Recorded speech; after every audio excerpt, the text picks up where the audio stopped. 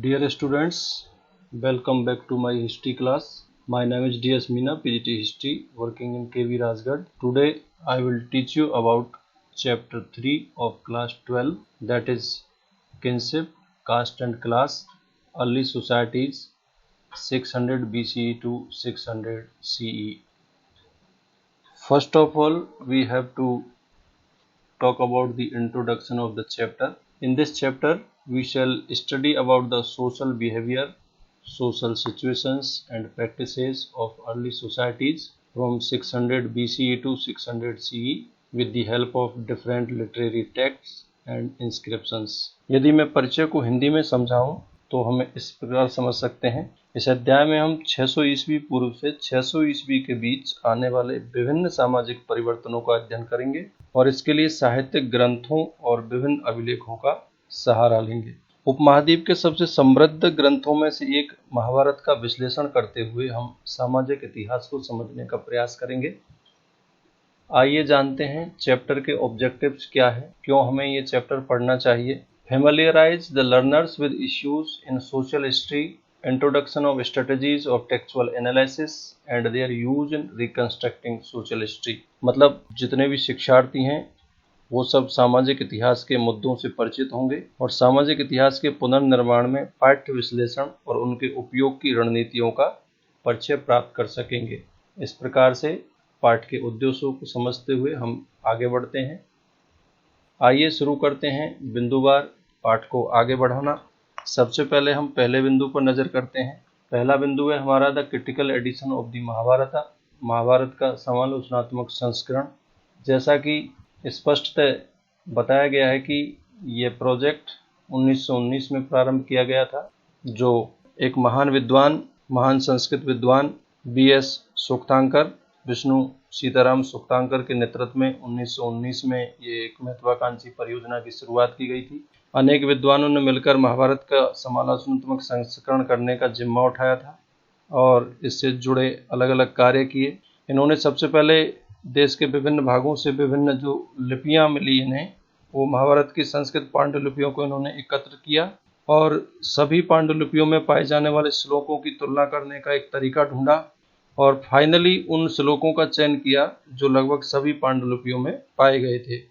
इनका प्रकाशन लगभग 13,000 पृष्ठों में किया गया और इस परियोजना को पूरा करने में लगभग 47 वर्ष का समय लगा। जैसा कि आप तस्वीर में देख सकते हैं, ये प्रसिद्ध संस्कृत विद्वान BS सुक्तांकर हैं, जिन्होंने इस परियोजना को पूरा करने में अपना अहम योगदान दिया। आगे बढ़ते हैं, बिंदु 2 पर बात करते हैं। Kinship and marriage, many rules and varied practices. इसको हम अलग अलग बिंदुवार समझने का प्रयास करेंगे। सबसे पहले हम समझते हैं कि जब हम परिवार की बात करते हैं तो परिवार एक बड़े समूह का हिस्सा होते हैं जिन्हें हम संबंधी भी कहते हैं, और तकनीकी भाषा का इस्तेमाल करके यदि हम इसे समझने का प्रयास करें तो हम संबंधियों को जाति समूह भी कह सकते हैं। सभी जानते हैं पारिवारिक रिश्ते नैसर्गिक होते हैं, रक्त संबंध माने जाते हैं, किंतु इन संबंधों की परिभाषाएं अलग अलग तरह से की जाती रही हैं।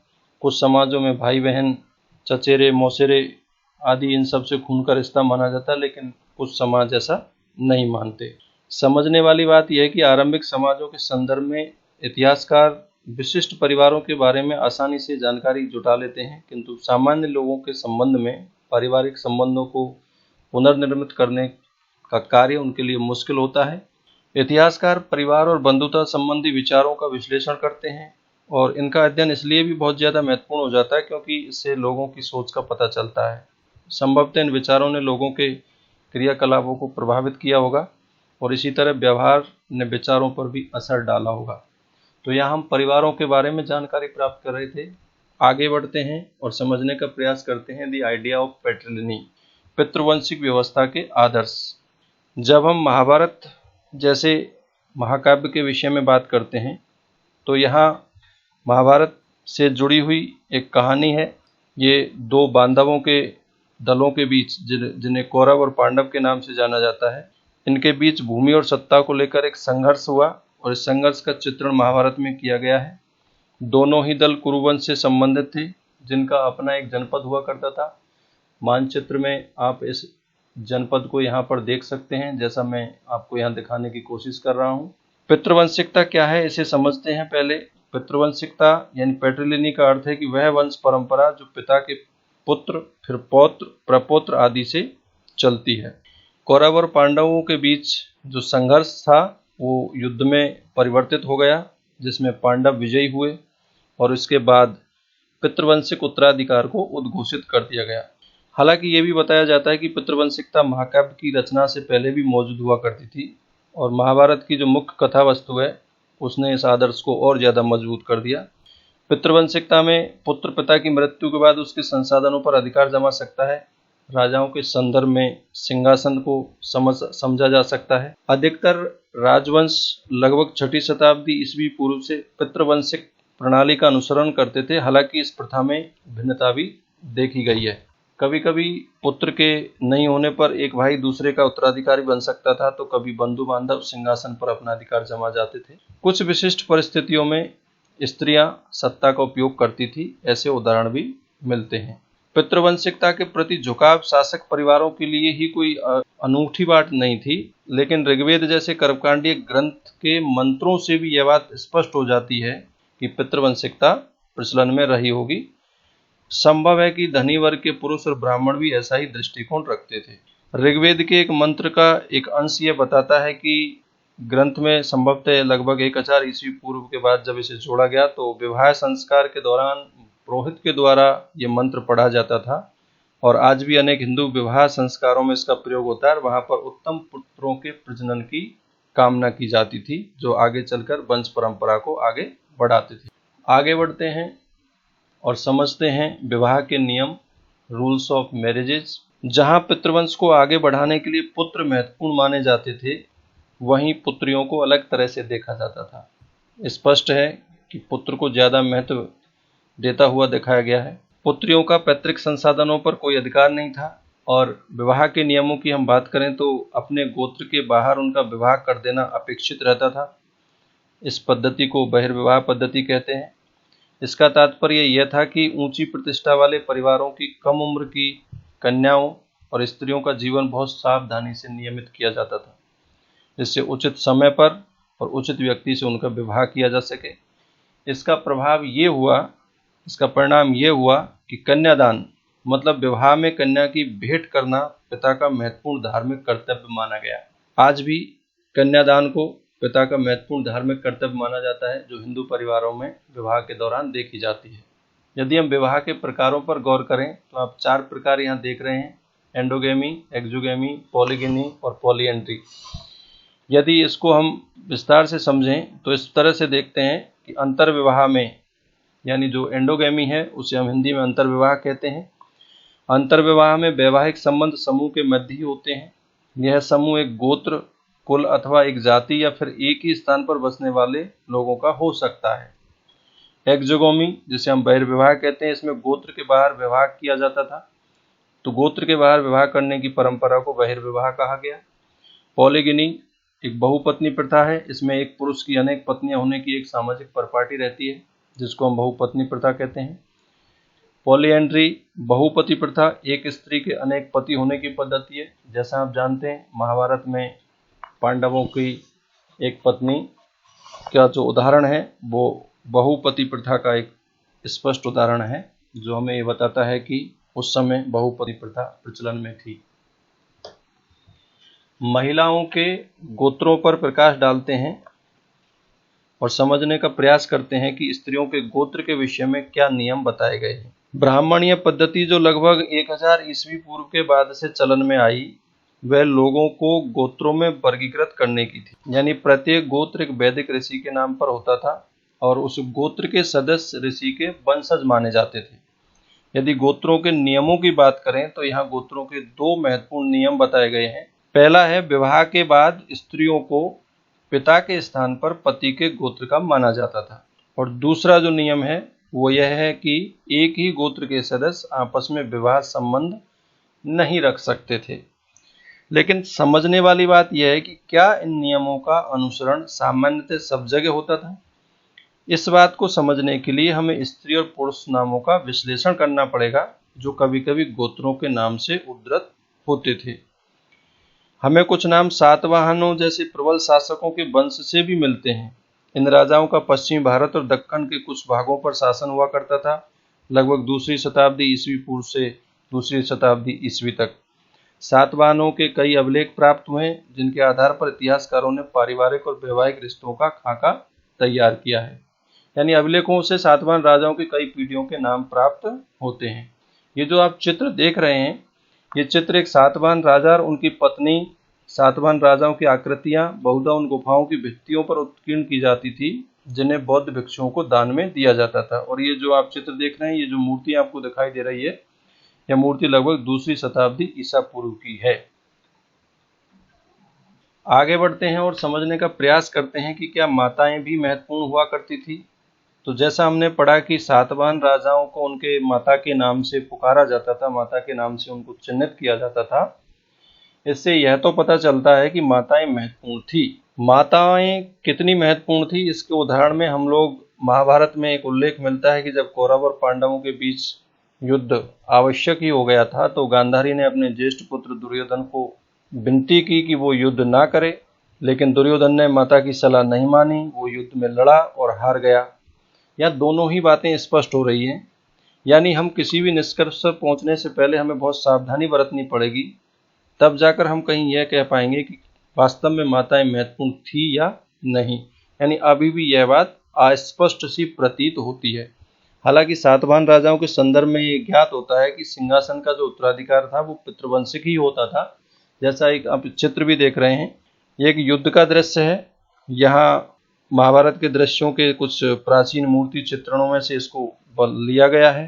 यह मिट्टी की एक मूर्ति है जो अहिछत्र उत्तर प्रदेश के एक मंदिर की दीवार पर उकेरी गई है, जो लगभग 5वीं शताब्दी ईस्वी की है। इस प्रकार से हम समझ सकते हैं कि माताएं महत्वपूर्ण भी थी और माताएं महत्वपूर्ण नहीं भी थी। अर्थात किसी भी निष्कर्ष पर पहुंचने से पहले हमें बहुत ज्यादा सावधानी की आवश्यकता है।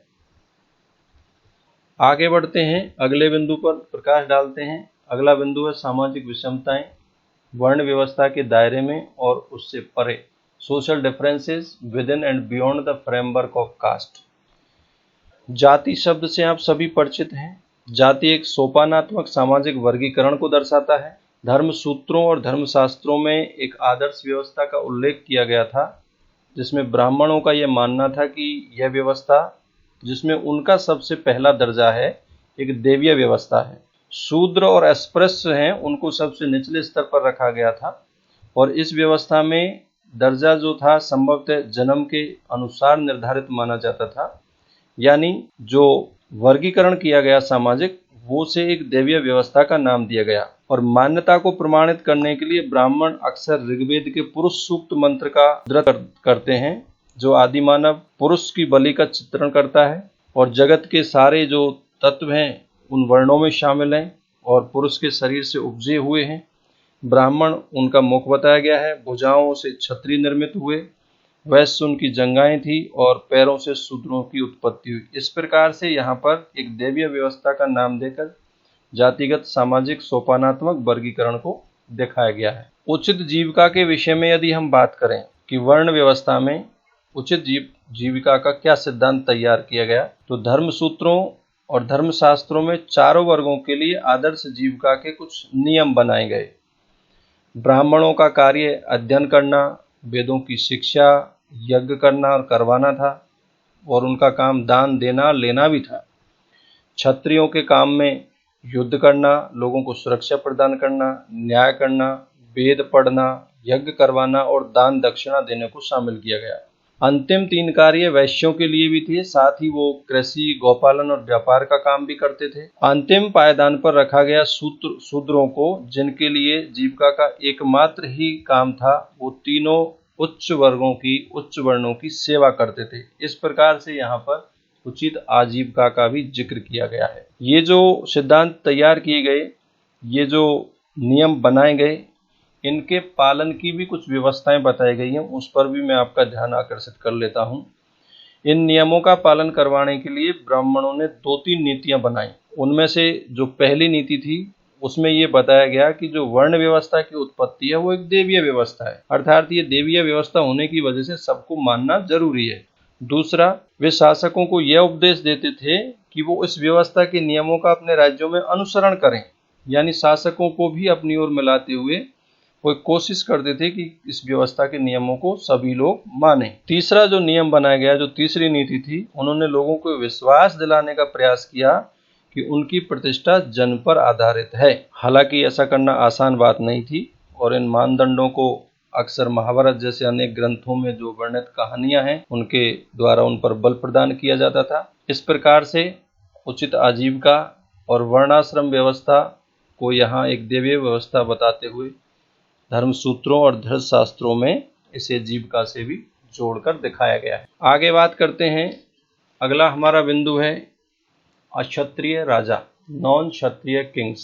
शास्त्रों के अनुसार केवल क्षत्रिय राजा हो सकते थे, लेकिन अनेक महत्वपूर्ण राजवंशों की उत्पत्ति अन्य वर्णों से भी हुई थी। यदि हम उदाहरण के लिए बात करें तो जो मौर्य वंश था, जिसने एक बहुत विशाल साम्राज्य पर शासन किया, उसका उद्भव कैसे हुआ इस पर अभी भी बहस होती रही है। लेकिन बाद के बौद्ध ग्रंथों में ये इशारा मिलता है कि वे क्षत्रिय थे। हालांकि ब्राह्मणीय शास्त्र उनको निम्न कुल का मानते हैं। शुंग और कण्व वंश से जो मौर्यों के उत्तराधिकारी थे उनको ब्राह्मण बताया गया है। हालांकि ये बात भी स्पष्ट की गई है कि राजनीतिक सत्ता का उपभोग हर वह व्यक्ति कर सकता था जो समर्थन और संसाधन जुटा सके। राजत्व क्षत्रिय कुल में जन्म लेने पर शायद ही निर्भर करता था, यानी कहीं न कहीं यहाँ पर भी एक विरोधाभास जैसी स्थिति है। फिर भी हम ये मानकर चलते हैं कि जो राजा था या जो सत्ता को उपभोग करने वाला हर व्यक्ति था वो सक्षम होता था, जिसके पास संसाधन और समर्थन होता था। अन्य शासकों के उदाहरणों में यदि हम लें तो शक शासक जो मध्य एशिया से भारत आए थे, उन्हें ब्राह्मण, मलेच्छ, बर्बर और अन्य देशीय मानते थे। और यहाँ पर शक वंश के शासकों के कुछ सिक्कों को यह दर्शाया गया है। शक शासक को चित्रित करता हुआ चांदी का सिक्का दिखाया गया है, जो मैंने यहाँ इस चित्र में आपके लिए सामने रखा है। लगभग 4वीं शताब्दी ईस्वी का है। कुल मिलाकर अन्य उदाहरणों में सातवाहन वंश के शासकों के बारे में भी बात की जा सकती है। सातवाहन स्वयं को ब्राह्मण वर्ण का बताते थे, जबकि ब्राह्मणीय शास्त्र के अनुसार राजा को ही क्षत्रिय होना चाहिए था। तो इस प्रकार से यहाँ पर जो प्रकाश डाला गया है वो ये कहता है कि शास्त्र और ब्राह्मण बताते हैं कि क्षत्रिय ही राजा हो सकते थे, लेकिन कहीं कहीं अपवाद स्वरूप ऐसा भी देखने में आता है कि क्षत्रियों के अलावा अन्य सक्षम व्यक्ति भी शासक हो सकते थे। आगे बढ़ते हैं और बात करते हैं जाति और सामाजिक गतिशीलता पर। जाति एंड सोशल मोबिलिटी। ब्राह्मणीय सिद्धांत में वर्ण की तरह जाति भी जन्म पर आधारित थी।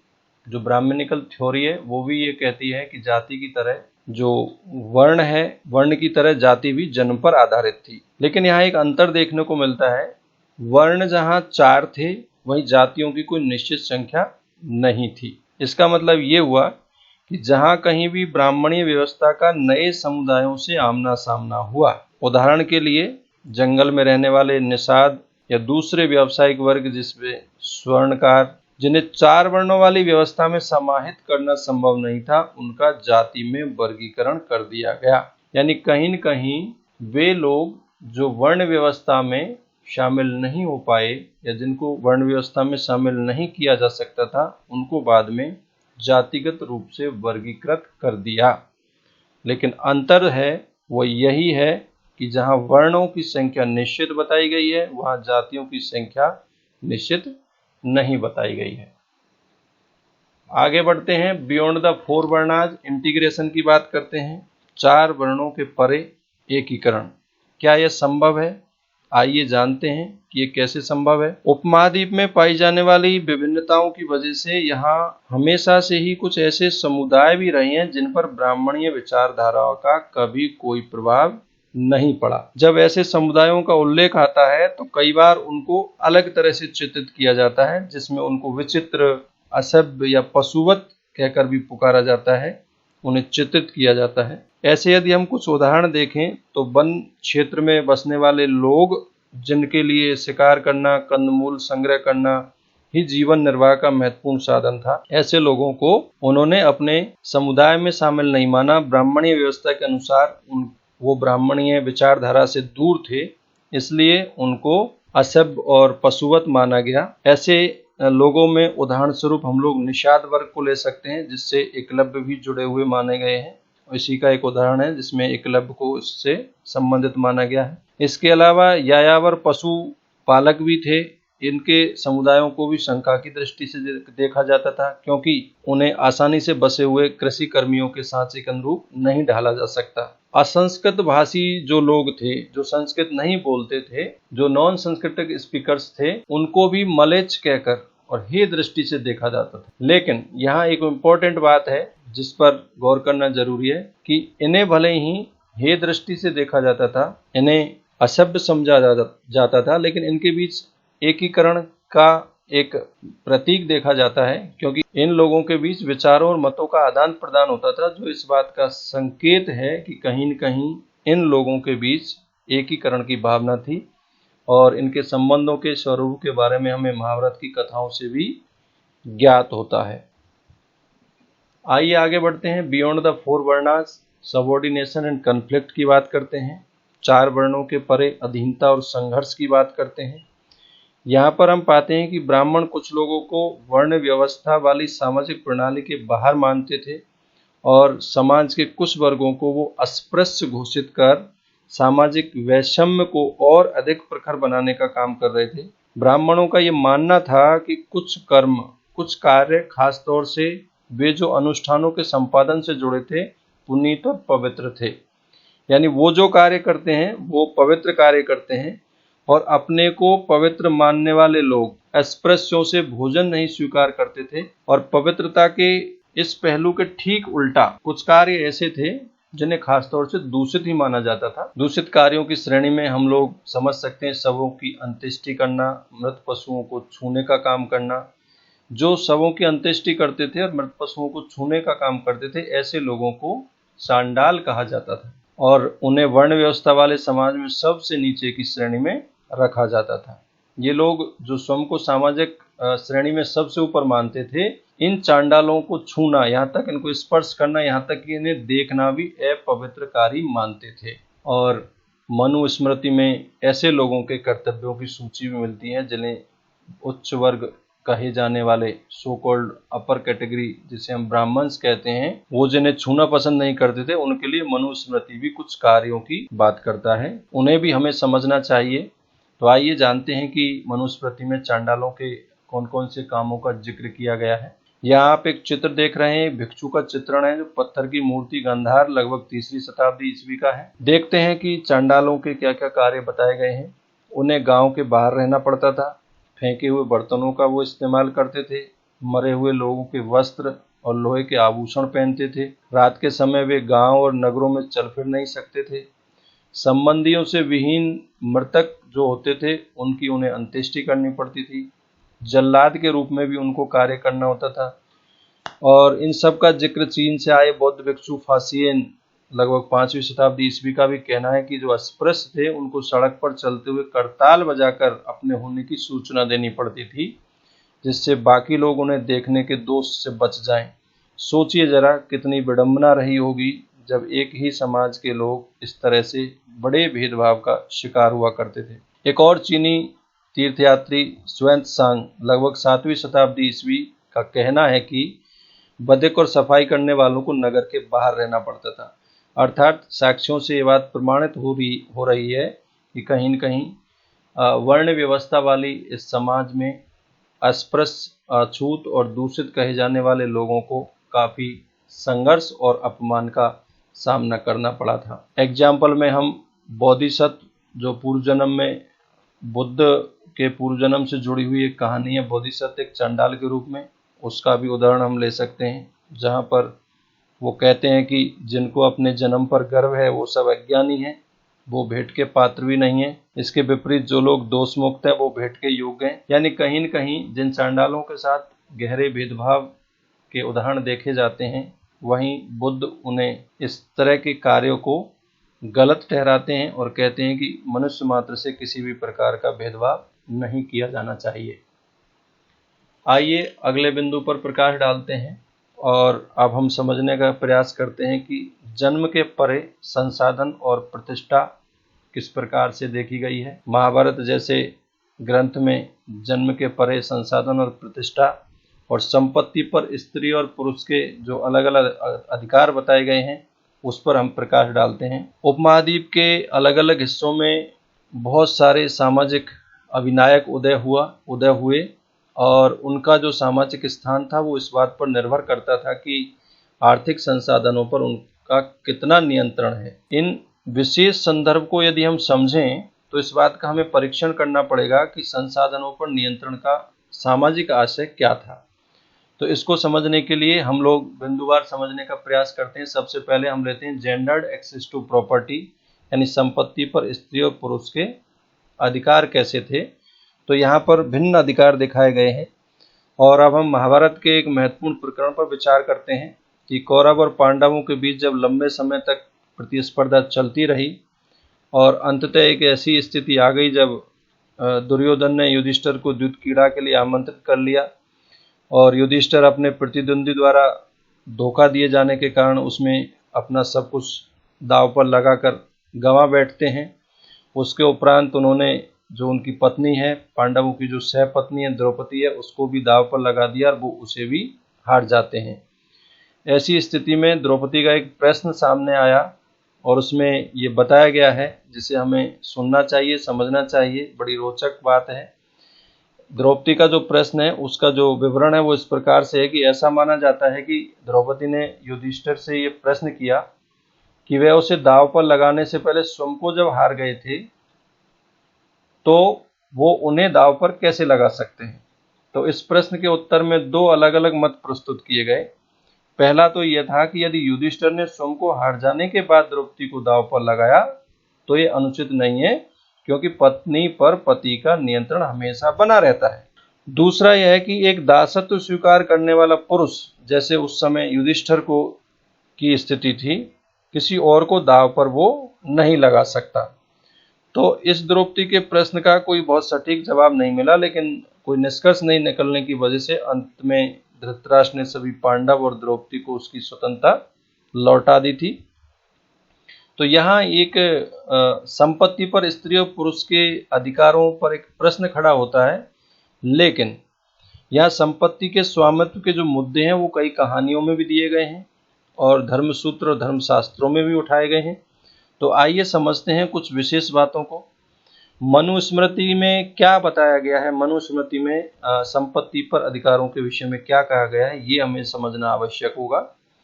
मनुस्मृति के अनुसार जो पैतृक जायदाद होती है, तो पैतृक जायदाद का माता पिता की मृत्यु के बाद सभी पुत्रों में समान रूप से बंटवारा किया जाना चाहिए। लेकिन जो सबसे बड़ा पुत्र है, जो ज्येष्ठ पुत्र है, उसे एक विशेष भाग मिलना चाहिए, क्योंकि वो विशेष भाग का अधिकारी होता है। तो स्त्रियों के बारे में क्या, स्त्रियां इस पैतृक संसाधन में हिस्सेदारी की मांग नहीं कर सकती थी, लेकिन विवाह के समय जो उपहार स्त्रियों को मिलते थे उन पर स्त्रियों का स्वामित्व ही माना जाता था और इसे स्त्री धन अर्थात स्त्री का धन की संज्ञा दी जाती थी। इस संपत्ति को उनकी संतान विरासत के रूप में प्राप्त कर सकती थी। इस पर उसके पति का कोई अधिकार नहीं होता था। कहने का अर्थ यह है कि यहाँ पर स्त्री और पुरुष के भिन्न अधिकारों के बारे में बताया गया है, किंतु मनुस्मृति स्त्रियों को पति की आज्ञा के विपरीत पारिवारिक संपत्ति या स्वयं अपने बहुमूल्य धन के गुप्त संचय के विरुद्ध भी चेतावनी देती है। पुनः यही बात स्पष्ट होती है कि स्त्री और पुरुष के यहाँ भिन्न अधिकार बताए गए हैं, लेकिन गुप्त वंश की महिषी प्रभावती जो एक स्त्री थी, उसके उदाहरण से यह स्पष्ट किया जाता है, यह पता चलता है कि उच्च वर्ग की महिलाएं संसाधनों पर अपनी पकड़ रखती थी। हालांकि सामान्य रूप से भूमि, पशु और धन पर पुरुषों का ही नियंत्रण था। दूसरे शब्दों में यदि हम समझें तो स्त्री और पुरुष के बीच सामाजिक हैसियत की भिन्नता संसाधनों पर उनके नियंत्रण की भिन्नता की वजह से ज्यादा प्रखर होती हुई नजर आती है। यदि हम प्रश्न के रूप में इस बात को समझें कि स्त्री और पुरुष किस प्रकार से संपत्ति अर्जित कर सकते थे, तो यहाँ हम दो तरह से इस बात को समझ सकते हैं। पुरुषों के लिए मनुस्मृति कुछ विशेष बात कहती है। वो बताती है कि धन अर्जित करने के लिए पुरुष 7 तरीकों से धन कमा सकता है, जिसमें विरासत है, खोज है, खरीद है, विजित करके, निवेश के माध्यम से, कार्य द्वारा और सज्जनों के द्वारा यदि उसे कोई भेंट दी जाती है तो उस भेंट को स्वीकार करके, इन समस्त प्रकार के तरीकों से पुरुष संपत्ति अर्जित कर सकता है। वहीं दूसरी ओर स्त्रियों के लिए संपत्ति के 6 तरीके बताए गए। यदि हम लोग जेंडर डिस्क्रिमिनेशन की बात करते हैं, यदि हम लोग लैंगिक भेदभाव की बात करते हैं, तो यहाँ पर ये स्पष्ट हो रहा है कि मनुस्मृति पुरुषों को ज्यादा अधिकार देती है, वहीं स्त्रियों को कम अधिकार देती है। आइए जानते हैं कौन कौन से हैं वो 6 अधिकार। वैवाहिक अग्नि के सामने और वधू गमन के समय जो उसे भेंट मिलती है स्नेह के प्रतीक के रूप में, और माता, पिता और भाई के द्वारा जो उपहार दिए जाते हैं, इसके अलावा वो किसी प्रकार की उसे कोई और भेंट मिलती है, और वो सब कुछ जो उसके पति से उसे प्राप्त होती है, उसके अनुरागी पति से प्राप्त होती है, इस प्रकार से एक स्त्री संपत्ति अर्जित कर सकती है। तो यहाँ पर संपत्ति पर स्त्री और पुरुषों के भिन्न अधिकार की व्याख्या की गई है। मुझे लगता है कि ये बहुत स्पष्ट हो चुका है कि संपत्ति पर स्त्री और पुरुष के भिन्न अधिकार थे। आगे बढ़ते हैं और समझने का प्रयास करते हैं। Varna and access to property, another criteria for regulating access to wealth. वर्ण और संपत्ति के अधिकार के विषय में बात करते हैं। तो ब्राह्मणीय ग्रंथ बताते हैं कि संपत्ति पर अधिकार का एक और आधार था, वो था वर्ण। लैंगिक आधार के अलावा एक और जो आधार है वो था वर्ण। कैसे? शूद्रों के लिए एकमात्र जीविका का जो तरीका बताया गया वो ऐसी सेवा थी जिसमें हमेशा उनकी इच्छा शामिल नहीं होती थी, और उनके अलावा जो 3 उच्च वर्ण के पुरुष थे उनके लिए विभिन्न जीविकाओं की संभावना रहती थी। यदि इन सब बातों को मान भी लिया जाए तो ब्राह्मण और क्षत्रिय सबसे धनी व्यक्ति होते उस हिसाब से देखा जाए तो, और कुछ हद तक सामाजिक वास्तविकता से मेल भी खाता। तो साहित्यिक परंपरा में पुरोहितों और राजाओं का वर्णन मिलता है जिसमें राजा अधिकतर धनी चित्रित होते हैं।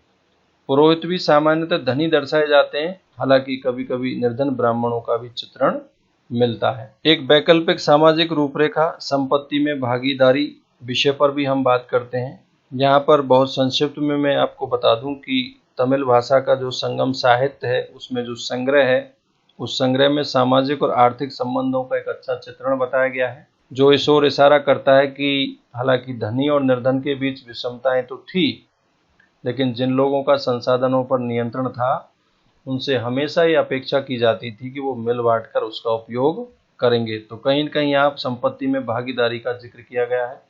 एक तस्वीर आप देख रहे हैं, एक सरदार और उसके अनुयायी की है। ये पत्थर की बनी हुई मूर्ति है, अमरावती आंध्र प्रदेश से है, लगभग 2वीं शताब्दी ईस्वी की है।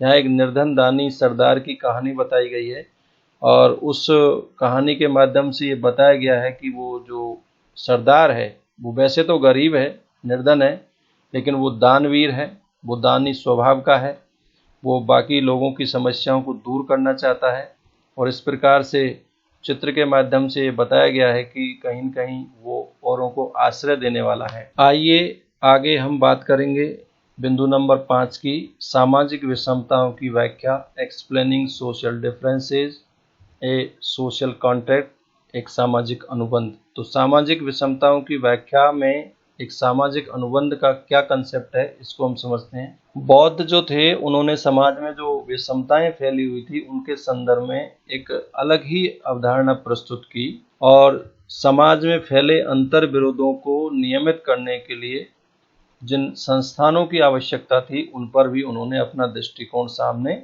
रखा। यहाँ पर एक ऐसे व्यक्ति की बात की गई है, एक ऐसे मनुष्य के चयन की बात की गई है जो उचित बात पर तो क्रोधित हो, जिसकी प्रताड़ना की जानी चाहिए उसको ही प्रताड़ित करे, जिसे निष्कासित किया जाना चाहिए उसका ही निष्कासन करे। ऐसे व्यक्ति को चुनने के बाद जब सब लोग उसे चुन लेंगे तो उसे महासम्मत की उपाधि से पुकारा जाएगा।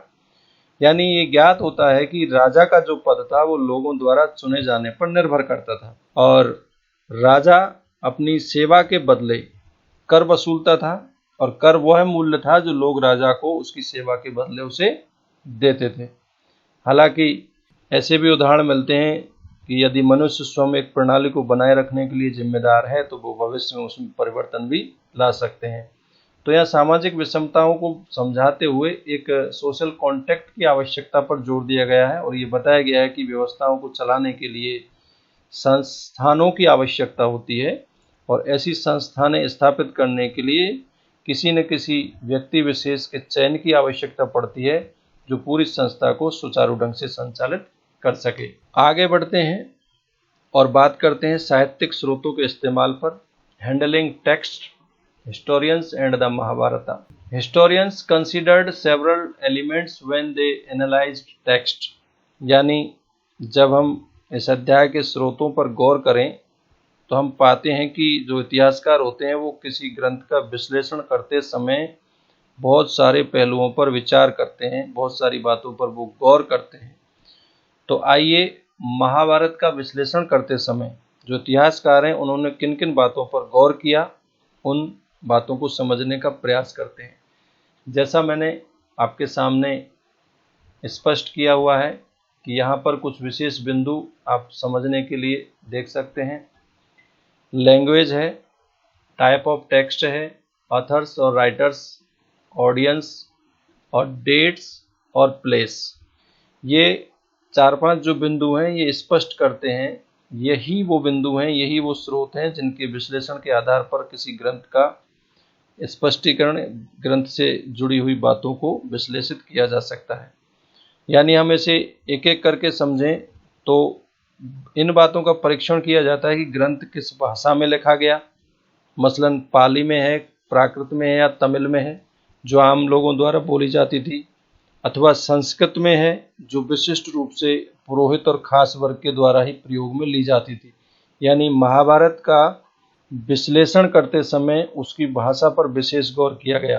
भाषा के अलावा इतिहासकार ग्रंथ के प्रकार पर भी ध्यान देते हैं, यानी क्या ये ग्रंथ कोई मंत्र हैं जो अनुष्ठानकर्ता द्वारा पढ़े जाते हैं और उनका उच्चारण किया जाता है, या कोई कथा ग्रंथ हैं जिन्हें लोग पढ़ सकते थे और सुन सकते थे और अच्छा लगने पर, दिलचस्पी होने पर उनको दोबारा भी सुनाया जा सकता था।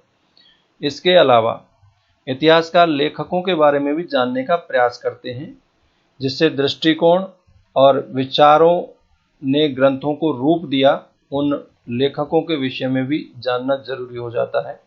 लेखकों के अलावा इन ग्रंथों के जो श्रोता जो होते हैं उनका भी इतिहासकार परीक्षण करते हैं, क्योंकि लेखकों ने अपनी रचना करते समय इस बात पर भी ध्यान दिया होगा, इस बात का भी ध्यान रखा होगा कि श्रोताओं की अभिरुचि किस बात में है। इसलिए श्रोताओं की अभिरुचि का भी विश्लेषण किया जाता है। इतिहासकार ग्रंथ के संभावित संकलन और उसके रचना काल और उसकी रचना भूमि का भी विश्लेषण करते हैं। यानी इन सब मुद्दों का जायजा लेने के बाद ही इतिहासकार किसी भी ग्रंथ की विषय वस्तु का इतिहास के पुनर्निर्माण के लिए इस्तेमाल करते हैं। बहुत स्पष्ट है कि इतिहासकारों ने महाभारत जैसे ग्रंथ का विश्लेषण करते समय विशेष बातों पर जोर दिया है। महाभारत जैसे विशाल और जटिल ग्रंथ के संदर्भ में आप कल्पना कर सकते हैं कि यह काम कितना कठिन रहा होगा। आइए महाभारत जैसे इस विशाल ग्रंथ से जुड़ी हुई कुछ और बातों पर गौर करते हैं। सबसे पहले हम इसकी लैंग्वेज और कंटेंट पर बात करेंगे, भाषा एवं विषय वस्तु पर। तो जब हम इस ग्रंथ की भाषा की ओर देखते हैं तो हम पाते हैं कि महाभारत का जो पाठ हम इस्तेमाल कर रहे हैं वो संस्कृत में है, जैसा मैंने लिखा हुआ है सामने। तो महाभारत का जो पाठ हम इस्तेमाल कर रहे हैं वो संस्कृत में है। हालांकि दूसरी भाषाओं में भी इसके संस्करण मिलते हैं, लेकिन महाभारत में जो संस्कृत प्रयोग की गई है वह वेदों और प्रशस्तियों की संस्कृत से कहीं ज़्यादा सरल बताई गई है। मतलब यह संभव है कि इस ग्रंथ को व्यापक स्तर पर समझा जाता था। इसके बाद हम इसके कंटेंट को 2 कैटेगरीज में बांट सकते हैं। यानी इतिहासकार जो ग्रंथ की विषय वस्तु होती है उसको 2 मुख्य शीर्षकों में इन्होंने इसको बांट कर देखा है। पहला जो शीर्षक है वो सेक्शंस के नाम से जाना जाता है अंग्रेजी में, जिसे हम कहते हैं, और दूसरा जो है डिडैक्टिक सेक्शन माना जाता है। यानी यदि हम इसको हिंदी में समझें तो इसके जो 2 मुख्य शीर्षक बनेंगे वो इस प्रकार से बनेंगे, पहला आख्यान और दूसरा उपदेशात्मक। अब आख्यान क्या है इसे भी समझना जरूरी है। तो आख्यान में होता है कहानियों का संग्रह, और उपदेशात्मक भाग में होता है सामाजिक आचार विचार के मानदंडों का चित्रण। यानी उपदेशात्मक शब्द का तात्पर्य हुआ निर्देश देना अथवा शिक्षा देना। लेकिन अधिकतर इतिहासकार इस बात पर एक मत हैं कि महाभारत वस्तुतः एक भाग में नाटकीय कथानक था, जिसमें उपदेशात्मक अंश बाद में जोड़े गए। यहाँ मैंने आपको एक चित्र भी दिखाने का प्रयास किया है। हालांकि ये चित्र नवीनतम चित्रों में से संकलित है। यहाँ श्री कृष्ण अर्जुन को उपदेश दे रहे हैं, और ये महाभारत का सबसे महत्वपूर्ण उपदेशात्मक अंश भगवत गीता है, जहाँ कुरुक्षेत्र की युद्ध भूमि में श्री कृष्ण अर्जुन को उपदेश देते हैं। और इस दृश्य को चित्रों और मूर्तिकला में कई बार दर्शाया गया है, और इस चित्र के माध्यम से हम समझ सकते हैं कि महाभारत में जो विषय वस्तु है उसका जो एक भाग है वो कहीं न कहीं उपदेशात्मक है। यह तस्वीर इस ओर इशारा करती है। आरंभिक संस्कृत परंपरा के हिसाब से हम देखें तो महाभारत को इतिहास की श्रेणी में रखा गया है।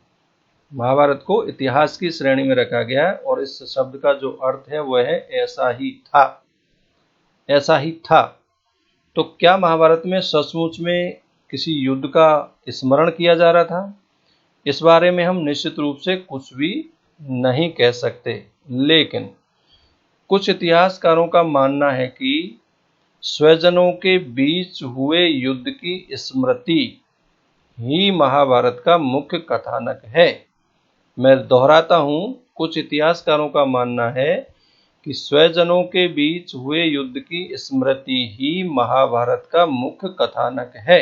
अन्य इस बात की ओर इशारा करते हैं कि हमें युद्ध की पुष्टि किसी और साक्ष्य से नहीं होती। यानी कहीं न कहीं यहाँ भी विरोधाभास है महाभारत के मुख्य कथानक को लेकर। आगे बिंदु में हम समझने का प्रयास करेंगे लेखक, एक या कई, और तिथियां। यानी महाभारत जैसे ग्रंथ के विषय में हम अब जो जानने वाले हैं वो ये है कि क्या उसके लेखक कोई एक ही था या कई थे, एक से ज्यादा थे, और तिथियां क्या रही होंगी जब ये ग्रंथ लिखा गया होगा। तो आइए समझते हैं। सबसे पहले यह ग्रंथ किसने लिखा, इस प्रश्न के कई उत्तर हैं। संभावना ये है कि जो मूल कथा है उसके रचयिता भाट सारथी थे, जिनको सूत कहा जाता था। ये कौन थे ये सूत? ये क्षत्रिय योद्धाओं के साथ युद्ध में जाते थे और उनकी विजय और उपलब्धियों के बारे में कविताएं लिखते थे, और ऐसी रचनाओं का जो प्रेषण है वो मौखिक रूप में हुआ। ब्राह्मणों ने भी इस कथा परंपरा पर अपना अधिकार कर लिया और इसे लिखा। यानी 5वीं शताब्दी ईस्वी पूर्व से ब्राह्मणों के द्वारा महाभारत की कथा परंपरा पर अधिकार कर लेने की बात सामने आती है। यह वह काल था जब कुरु और पांचाल, जैसा मैंने आपको मानचित्र में बताया, जिनके इर्द गिर्द महाभारत की कथा घूमती है। यदि हम निजी रूप से इसको समझने का प्रयास करें तो साहित्यिक परंपरा में इस रचना के जो रचयिता हैं वो ऋषि व्यास माने जाते हैं, और मैंने चित्र में आपको दिखाया है कि लिपिक श्री गणेश परंपरा के अनुसार व्यास ने इस ग्रंथ को श्री गणेश को लिखवाया, और ये चित्र से स्पष्ट होता है। तो कहीं न कहीं साहित्यिक परंपरा में महाभारत जैसे ग्रंथ के रचयिता ऋषि व्यास माने जाते हैं। यदि हम इसके समय की बात करें तो जैसा मैंने अभी बताया कि 5वीं शताब्दी ईस्वी पूर्व से ब्राह्मणों ने इस कथा परंपरा पर अपना अधिकार कर लिया। आगे चलकर इसके रचना काल का एक और चरण हम लगभग 200 ईस्वी पूर्व से 200 ईस्वी के बीच देखते हैं, और आगे चलकर 200 से 400 ईस्वी के बीच भी मनुस्मृति से मिलते जुलते कुछ उपदेशात्मक प्रकार महाभारत में जोड़े गए हुए मिलते हैं। और इस सब परिवर्तनों के कारण इस ग्रंथ जो अपने प्रारंभिक रूप में कुछ 10,000 श्लोकों से भी कम रहा होगा, बढ़कर 1,00,000 श्लोकों वाला हो गया। यानी कहीं न कहीं हम यूं कह सकते हैं कि महाभारत के रचना क्षेत्र में गतिशीलता बनी रही। आइए आगे चलते हैं और एक नए विषय पर समझने का प्रयास करते हैं, सदृश्यता की खोज, the search for convergence. Search for convergence का मतलब क्या है, इसको हमें समझना है कि महाभारत जैसे ग्रंथ में जिन स्थानों का उल्लेख किया गया है, महाभारत में अन्य किसी भी प्रमुख महाकाव्य की भांति युद्ध का वनों का, राजमहल और जो बस्तियों का जीवंत चित्रण बताया गया है, क्या वास्तव में आज की स्थिति में भी क्या कोई ऐसा स्थान देखा गया है, क्या कोई ऐसा स्थान खोजा गया है जो इस बात की पुष्टि करे कि जिन स्थानों का जिक्र महाभारत जैसे ग्रंथ में किया गया है वो कभी अस्तित्व में थे। यदि हम इस पर गौर करते हैं तो हम पाते हैं कि 1951-52 में एक मशहूर पुरातत्ववेत्ता जो भारतीय पुरातत्व विभाग के प्रमुख भी रहे, बीवी लाल सेठ, जिनका पूरा नाम ब्रजवंशी लाल है, बीवी लाल जी ने मेरठ जिले, जो कि उत्तर प्रदेश में पड़ता है, के हसनापुर नामक एक गांव में उत्खनन का कार्य किया और इस बात पर गौर किया कि क्या ये जो गांव है, हसनापुर नामक जो गांव है जिसकी खुदाई की गई थी 51-52 में, क्या ये गांव महाकाव्य में जिसका वर्णन किया गया है, जिस हसनापुर का वर्णन किया गया है, क्या ये वही है? हो सकता है कि नामों में कोई समानता, एक संयोग हो, लेकिन गंगा के ऊपरी दोआब वाले क्षेत्र में इस पुरास्थल का होना, जहाँ कुरु राज्य भी स्थित था, इस ओर इशारा करता है, इस ओर इंगित करता है कि यह पुरास्थल कुरुओं की राजधानी हस्तिनापुर हो सकती थी, जिसका उल्लेख महाभारत में आता है। यानी कहीं न कहीं महाभारत जैसे ग्रंथ में जिस हस्तिनापुर का उल्लेख किया गया है, वास्तव में पुरातत्ववेत्ता बीवी लाल के प्रयासों से मेरठ जिले उत्तर प्रदेश के हसनापुर गांव में उत्खनन कार्य करने के बाद इस निष्कर्ष पर पहुंचा जा सकता है कि वास्तविक रूप से हसनापुर जैसा स्थान कभी अस्तित्व में रहा होगा। ये जो आप एक तस्वीर देख रहे हैं, हसनापुर में उत्खनित एक दीवार का अंश यहाँ दिखाया गया है, तो कहीं न कहीं इस बात की पुष्टि होती है कि महाभारत जैसे महाकाव्य में हसनापुर का जिक्र कहीं न कहीं सच साबित होता है। एक और उदाहरण यहाँ पर दिया गया है जिसका जिक्र करना भी बेहद आवश्यक है। महाभारत की जो सबसे चुनौतीपूर्ण कथा बताई गई है वो द्रौपदी से पांडवों के विवाह की है, और द्रौपदी से पांडवों का विवाह बहुपत्नी विवाह का एक उदाहरण है जो महाभारत की कथा का एक अभिन्न अंग है। यदि हम महाकाव्य के इस अंश का विश्लेषण करते हैं तो हम पाते हैं कि लेखकों ने विभिन्न तरीकों से इसका स्पष्टीकरण देने का प्रयास किया है। अब हम इस चैप्टर को आगे बढ़ाते हैं और इसके एक और बिंदु पर गौर करते हैं जिसका शीर्षक है ए डायनामिक टेक्स्ट, एक गतिशील ग्रंथ। महाभारत एक गतिशील ग्रंथ माना जाता है कैसे? आखिर किस आधार पर हम कह सकते हैं कि महाभारत एक गतिशील ग्रंथ रहा है? तो आइए समझते हैं। सबसे पहले ये समझ लेते हैं कि महाभारत का जो विकास है वो संस्कृत के पाठ के साथ समाप्त नहीं हुआ। शताब्दियों से इस महाकाव्य के बहुत सारे ट्रांसलेशंस, पाठांतर हुए हैं जो अलग अलग भाषाओं में लिखे गए। ये सब उन संवाद को दर्शाते थे जो इनके लेखकों और लोगों और समुदायों के बीच कायम हुए। अनेक कहानियां जिनका उद्भव एक क्षेत्र विशेष में हुआ, जिनका खास लोगों के बीच प्रसार हुआ, वे सब इस महाकाव्य में समाहित कर ली गई। और साथ ही इस महाकाव्य की जो मुख्य कथा की जो पुनर्व्याख्याएं की गई, यह भी हमें इस बात की ओर इशारा करते हैं कि महाभारत एक गतिशील ग्रंथ है। महाभारत के जो प्रसंग हैं उन प्रसंगों को मूर्तिकला और चित्रों में भी दर्शाया गया। इस महाकाव्य ने नाटकों और नृत्य कलाओं के लिए भी विषय वस्तु प्रदान की। इस आधार पर हम कह सकते हैं कि वास्तव में महाभारत एक गतिशील ग्रंथ रहा है। आइए और अब मैं इस अध्याय के निष्कर्ष को बहुत संक्षिप्त में आपके सामने रखता हूँ। महाभारत जैसे महाकाव्य की पुनर्व्याख्याओं में मुख्य कथा वस्तु को बहुत ही सृजनात्मक ढंग से प्रस्तुत किया गया है। यानी हम यूं कह सकते हैं कि इसका जो कथानक है, इसकी जो कथा वस्तु है, उसको अलग अलग तरीकों से क्रिएटिव स्टाइल में, क्रिएटिव तरीकों से इसको प्रस्तुत करने का प्रयास किया गया है। यदि हम इसका एक उदाहरण लेते हैं तो एक प्रसंग का रूपांतरण यहाँ पर बांग्ला लेखिका महाश्वेता देवी के द्वारा किया गया है, जो शोषण के विरुद्ध अपनी आवाज़ उठाने के लिए प्रसिद्ध है। और इस उदाहरण में उन्होंने महाभारत की मुख्य कथा वस्तु के लिए कुछ विकल्प खोजे हैं और उन प्रश्नों की ओर भी ध्यान खींचा है जिस पर संस्कृत पाठ पूर्णतः चुप रहते हैं, मूक रहते हैं। संस्कृत पाठ में दुर्योधन द्वारा पांडवों को जब छल से लाक्षागृह में जलाकर मार देने का जिक्र आता है, लेकिन पहले से चेतावनी मिल जाती है और उस कारण से पांडव उस गृह में सुरंग खोदकर भाग निकलते हैं। उस समय कुंती एक भोज का आयोजन करती है जिसमें ब्राह्मण आमंत्रित होते हैं। लेकिन एक निषादी अपने 5 पुत्रों के साथ उसमें आती है। खा पी करके गहरी नींद में वो सो जाते हैं और पांडवों द्वारा लगाई गई आग में वो उसी लाक्षागृह में भस्म हो जाते हैं। जब उस निषादी और उसके पुत्रों के जले हुए सब मिलते हैं तो लोग ये सोचते हैं कि पांडवों की मृत्यु हो गई है। अपनी लघु कथा जिसका शीर्षक कुंती और निषादी है, इसमें महाश्वेता देवी ने कथानक का प्रारंभ वहां से प्रारंभ किया है जहां महाभारत के इस प्रसंग का अंत होता है। उन्होंने अपनी कहानी का संयोजन एक वन प्रांतर में किया जहां महाभारत के युद्ध के बाद कुंती रहने लगती है। कुंती के पास अब अपने अतीत के विषय में सोचने का समय है। पृथ्वी जो प्रकृति की प्रतीक है, उससे बातें करते हुए अपनी त्रुटियों को अंगीकार करती है। प्रतिदिन वह निषादों को देखती है जो वन में लकड़ी, शहद, कंदमूल आदि एकत्रित करने आते हैं, और एक निषादी बहुधा कुंती को पृथ्वी से बात करते हुए सुनती है। एक दिन वातावरण में कुछ था, जानवर जंगल छोड़कर भाग रहे थे। कुंती ने देखा कि निषादी उन्हें ताक रही है। जब उनसे यह पूछा कि क्या उन्हें लाक्षागृह की याद है, तो कुंती सकपका जाती है। उन्हें याद था। क्या उन्हें एक वृद्ध निषादी और उनके 5 पुत्र याद थे, और उसकी स्मृति थी कि कुंती ने उन्हें मदिरा पिलाई थी, इतनी कि वे बेहोश हो गए थे, जबकि वह स्वयं अपने पुत्रों के संग बचकर निकल गई थी। कुंती ने पूछा, क्या तुम वह निषादी हो?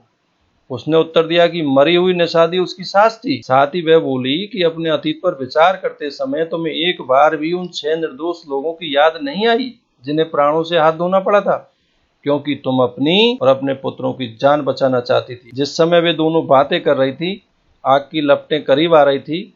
निषादी तो अपने प्राण बचाकर निकल गई, किंतु कुंती जहां खड़ी थी वहीं रह गई। इस उदाहरण से यह पता चलता है कि इस महाकाव्य की पुनर्व्याख्याओं में मुख्य कथा वस्तु को बहुत ही सृजनात्मक ढंग से प्रस्तुत किया गया है। इस प्रकार से यह पाठ हमारा यहाँ पूरा होता है। आई होप कि आपको बहुत कुछ समझ में आया होगा, बहुत कुछ स्पष्ट हो गया होगा। Thanks for watching my video. Thank you very much.